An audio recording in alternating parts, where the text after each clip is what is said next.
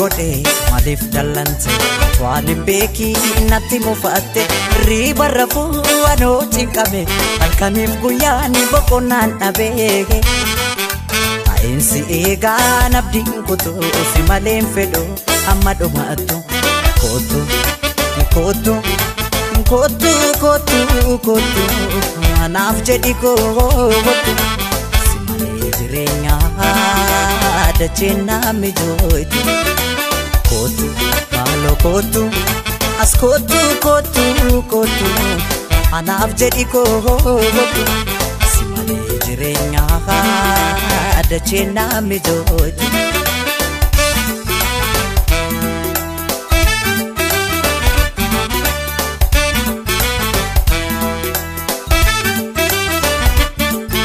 Amaan dubbannee nama beekuutti nati sin beekta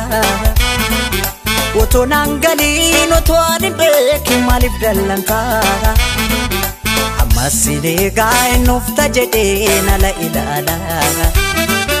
otoon deebi'iin achumaa naftee bitaa nagalee amma lalmala.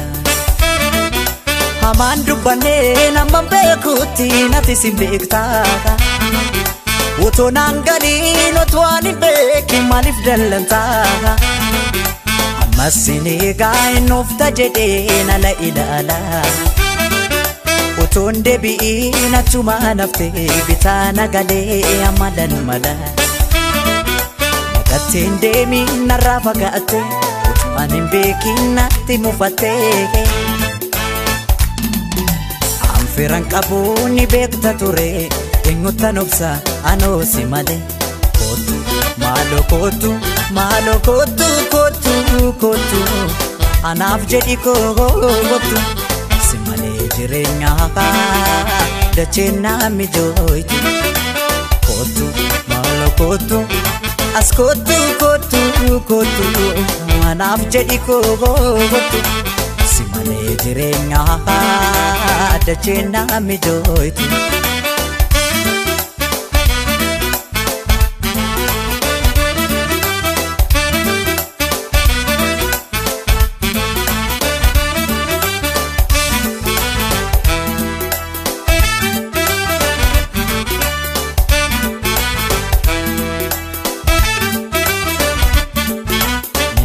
Godhe maaliif dallante waan beeki natti mufatte riba rafuu anoo cinqame halkaniif guyyaani boqonnaan dhabeeke ainsi eegaan abdiin kutuu si maleen fedhu amma dhumaattu koottu koottu koottu koottu koottu anaaf jedhi koottu si malee jireenyaa dacheen naami jooytu koottu maaloo koottu as koottu koottu koottu anaaf jedhi koottu si malee jireenyaa dacheen naami jooytu.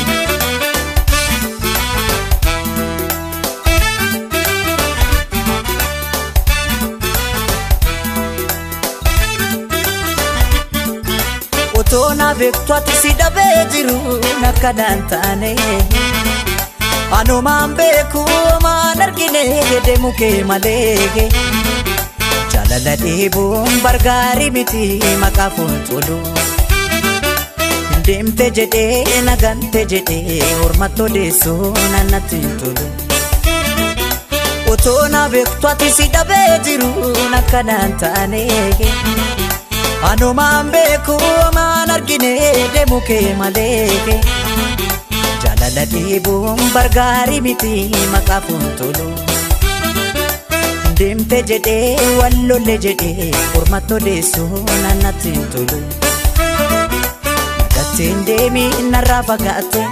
waan hin beekin natti mufatte anfiran qabuun ni beekta ture eenyutan obsa anoo si malee koottu maaloo koottu maaloo koottu koottu koottu anaaf jedhi koottu si malee jireenyaa dacheen naami jooytu koottu maaloo koottu as koottu koottu koottu anaaf jedhi koottu